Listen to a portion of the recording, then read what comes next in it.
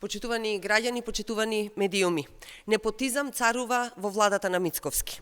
Безочно и без ниту малку чувство континуирано се назначуваат роднини на функционери на ВМРО ДПМН, се вработуваат под државна капа на грбот на граѓаните.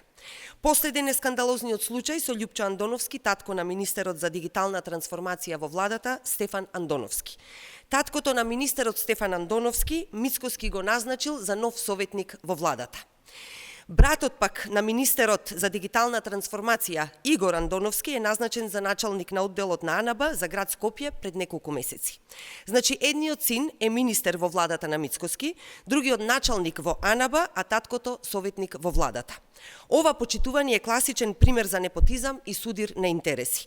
Ова е срам и навреда за граѓаните. Бараме Државната комисија за спречување корупција итно да отвори предмет и да постапи. Додека илјадници млади и способни луѓе заминуваат од државата во потрага по работа, високите позиции во институциите се резервирани исклучиво за роднините на сегашните и поранешните функционери на ВМРО ДПМН. Нели ДПМН ветуваше пред граѓаните дека ќе нема непотизам, дека ќе има департизација и дека нема соврски да се вработува. Епа еве гледаме како се погазија. Додека младите се иселуваат од државата барајќи добра работа и мерит систем, партискиот непотизам царува во владата на Мицковски.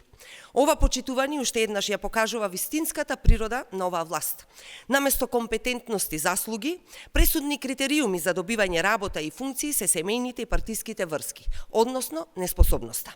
Затоа бараме и очекуваме антикорупцијската комисија во најбрз можен рок да постапи во согласно со своите надлежности и да реагира и да алармира на вакви скандалозни злоупотреби.